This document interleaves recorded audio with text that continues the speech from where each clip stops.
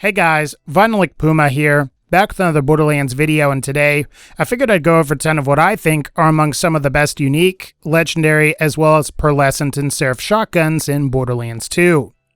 Now, unlike a lot of my other videos on this subject where I've focused on a combination or all of the Borderlands games, this video will focus solely on shotguns that appear in Borderlands 2 and its DLC. So you won't be seeing anything here like the FlakEr from Borderlands the pre-sequel or the hammer from Borderlands 1. Also, I'll be briefly discussing how many of these shotguns fit with certain characters, so if you're looking for a nice shotgun for Zero, Gaige, Krieg, or any other character, you'll be able to find out what those weapons are. And as always, if you enjoyed this video, be sure to hit the like button as it really helps out the channel. Otherwise, and I guess without further ado, let's go ahead and just start with number 10, and that's going to be the Heartbreaker. So, the Heartbreaker tends to be one of the first unique shotguns of higher quality that players can come across in Borderlands 2. Though it lacks the elemental variety that many other weapons on this list can have, it's still a pretty great shotgun since it's a Moxie weapon and can heal the player for a portion of damage dealt. More specifically, the Heartbreaker heals at a rate of about 2%, which is admittedly kind of low. However, provided you score critical hits with this thing, you'll usually regain health pretty quickly. Speaking of crits, the Heartbreaker has enhanced crit bonus, making it noticeably more effective than your average Hyperion shotgun. So, in addition to being able to heal the player, the Heartbreaker should also be a bit stronger on criticals than your average Hyperion shotgun. Plus, and when you compare the Heartbreaker with a thinking stat-wise, you can see that the Heartbreaker is a bit stronger due to its superior projectile count, while also having lower accuracy and negligibly lower magazine size. If you ask me, the real drawback of the Heartbreaker is the heart-shaped pattern. While fixed patterns are great on most weapons, the Heartbreaker already has reverse recoil from being a Hyperion weapon, and the heart shape prevents the projectile spread from being as tight as it potentially could be, thus making it harder to take advantage of all of the pellets. Even still, the Heartbreaker is usually the first high-quality shotgun that you can get in this game and is nice to use on pretty much all of the characters. All you have to do is make sure Sanctuary is airborne, then take the Safe and Sound quest from Marcus, and once you do, you'll need to make your way to the Caustic Caverns, fight Blue, retrieve the photos, and then turn them into Moxie, and upon doing so, she will give you the Heartbreaker shotgun. Number 9. The unique ETech Slowhand. The Slowhand can serve as an alternative for those that aren't especially crazy about the Heartbreaker or are just looking for something different. Not only does the Slowhand possess superior lifesteal bonus, clocking in at 3.5% of damage dealt being returned to the player as health, but you're also getting no elemental exclusivity with the Slowhand, and you can get fire, corrosive, shock, and slag variants. As for its other properties, the Slowhand is essentially an ETech shotgun with a key property that puts it over the top, and that is that the Slowhand has projectiles that seem to continuously travel in the direction that they're fired and aren't affected by gravity. This is in contrast to many other ETech shotguns, which usually travel in an arc, which greatly limits their range. Typically, I like to use the Slowhand on Krieg since he can expand the Slowhand's magazine size and improve reload speed to ridiculous levels thanks to Bloodlust. You can also get an interesting combo with the Slowhand on Maya, provided you pair a shock variant with the Transformer and Maya's backdraft skill, which is surprisingly effective even if it's a somewhat niche use of the gun. Overall though, the Slowhand is a great shotgun that I really like, and if you want it, it's usually farmed from Badass Asaurus Rex, who can be encountered during or after the DLC's main campaign in the Torg Arena. Alternatively, the Slowhand can also drop from Piston, so if you're playing through the DLC, you can get one of these that way as well. Number 8.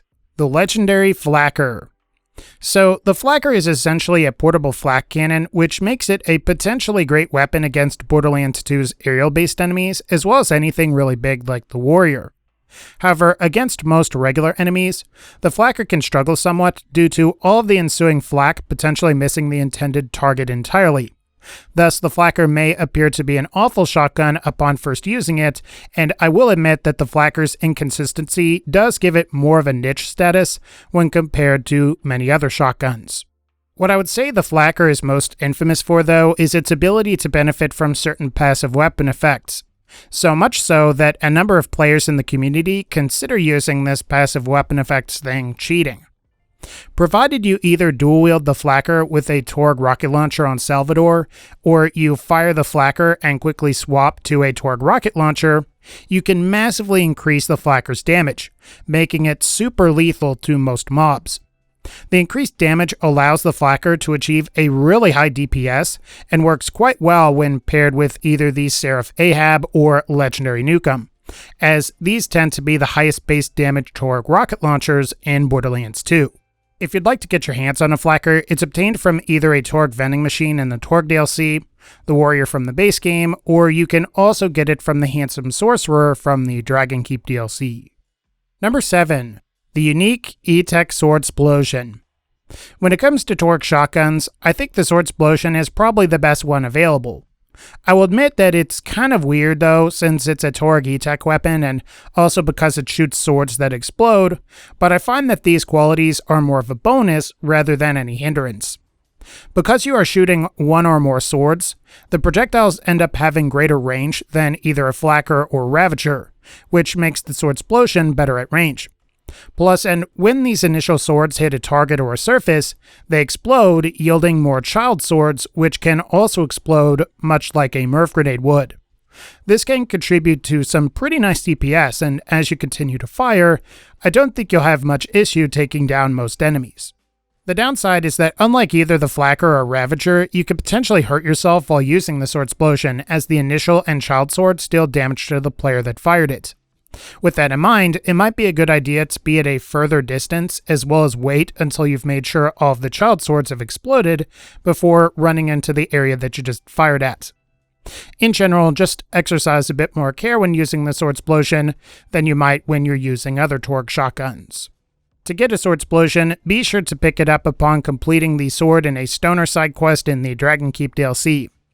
Also, and if you can, try and make sure you can get one of these that has the casual prefix or vertical grip accessory, as this provides a ×3 multiplier, allowing you to fire 3 swords as opposed to just 1. Number 6. The Pearlescent Butcher. The Butcher is a returning weapon from Borderlands 1 and features the original signature low projectile count and high fire rate. However, and unlike the legendary burst fire variant of the Butcher from the first game, the Borderlands 2 Butcher is now a Pearlescent shotgun that's both automatic and features Hyperion's new reverse recoil gimmick, which allows the Pearlescent Butcher to be very accurate under sustained fire. Additionally, the Butcher sports a special effect where each shot fired has a chance to replenish a portion of the Butcher's magazine. The advantage of this is obvious in that it can potentially extend the amount of shots the Butcher can fire before reloading, where one time you might fire a full magazine of 14 shots, while another time you might fire 25 shots or more. This can actually get pretty crazy on characters like Salvador when paired with Inconceivable, as Inconceivable allows the player to fire shots that don't consume ammo, and this can work really well in tandem with the ammo regeneration from the Butcher. When you also factor in that Salvador can simply regenerate ammo by Gunzerking, you should have a near infinite supply of ammo to fire. Like most other Pearlescents that got added with the first UVHM upgrade pack, the Butcher drops from legendary loot midgets.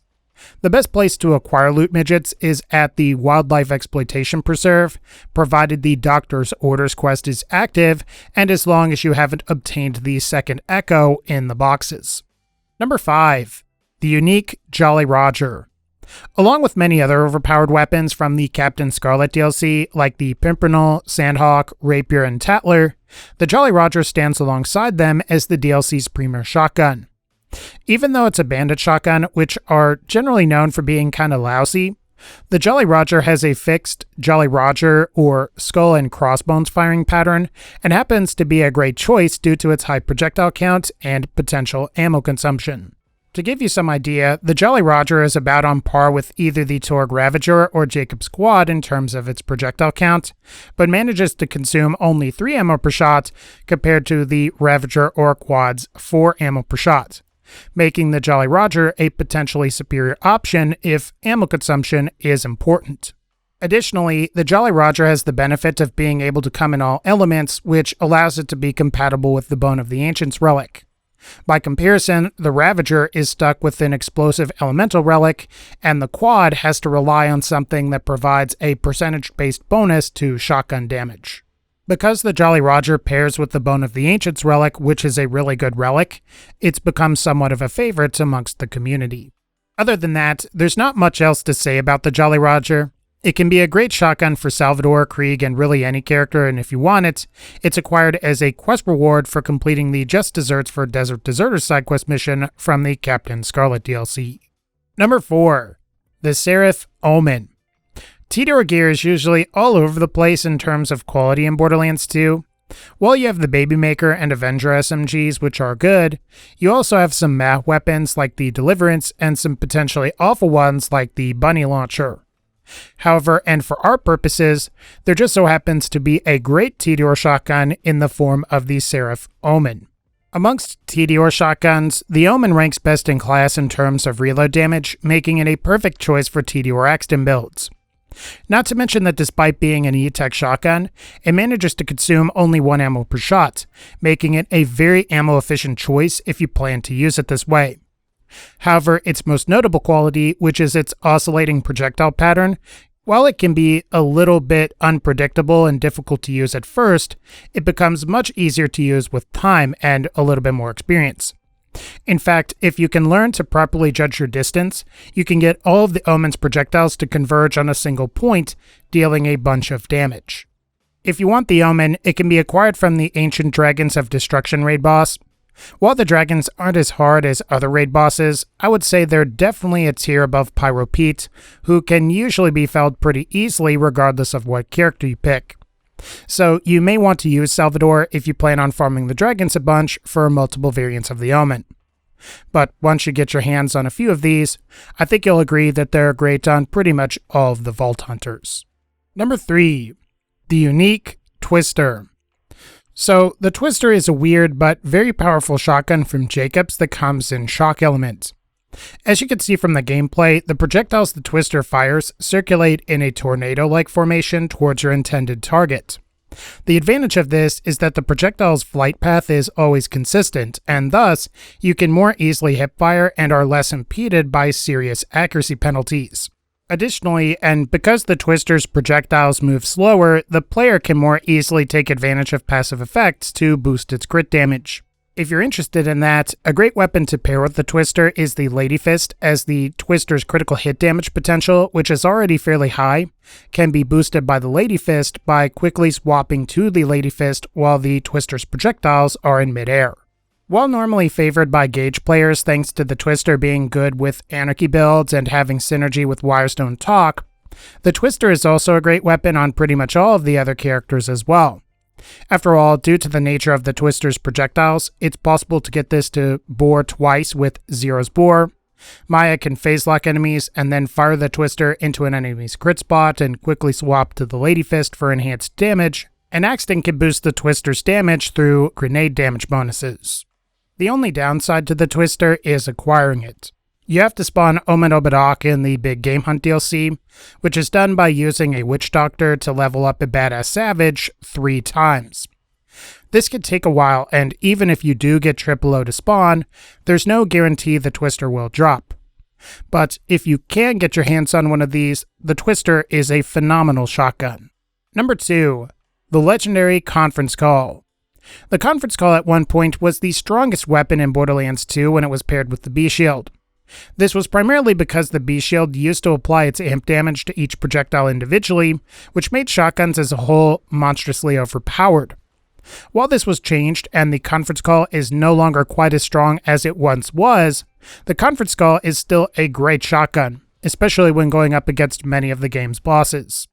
This is mainly because of the Conference Call's special effect, which is kind of hard to describe, but mainly consists of the initial projectiles spawning additional projectiles upon impact or after a certain distance, followed by this horizontal perpendicular split. This can really up the overall damage, and it happens to be extremely effective against really large bosses like the Warrior, and can even be incredibly effective against Terramorphous and Chromarax. What also helps is the low ammo consumption, which makes the conference call a more viable option on most characters when compared to a certain shotgun that we'll be discussing very shortly. So overall, the conference call is still a pretty great shotgun, and if you want one of these, be sure to farm either the Warrior if you don't have DLC, or farm the Handsome Sorcerer if you have the Dragon Keep DLC. Both bosses can drop this fantastic shotgun, so if you have the Game of the Year edition or the Handsome collection, just pick one and start farming. And for our final entry, number 1, the unique dog shotgun. Ha! Just kidding. Let's do it for real this time. Number 1, the Cereth Interfacer. So I didn't think it's all that controversial that the Interfacer would be number 1 in Borderlands 2. While killing Verastis from the Hammerlock's Big Game Hunt DLC to get one of these is really difficult, it's well worth it considering just how powerful this shotgun can be. What makes the Interfacer great is its abnormally high critical hit bonus. This attribute makes the Interfacer an excellent choice when going up against pretty much any enemy that has crit spots. Also, and unlike the conference call, you're getting both higher projectile count, and the converging projectiles of the Interfacer tend to be much easier to get to hit enemies than the diverging ones that you might see on the conference call. The biggest issue with the Interfacer, though, is its high ammo consumption of 2 bullets per shot, which isn't an issue on Salvador, but does end up being a deal breaker on most characters. Plus, you're also getting slow projectile speed here, and this can limit your range somewhat, so just be aware of that. In the end, the Interfacer is the strongest shotgun in the game and is a must-have item for raiding, especially on Salvador because he can take advantage of it the best. Alright guys, I think that's going to wrap up this particular video. If you liked this video, definitely be sure to leave a like, click the bell so you can be notified when I upload more videos, and as always, and again, thank you all so much for supporting this channel. Take care, and I'll see you all in the next one.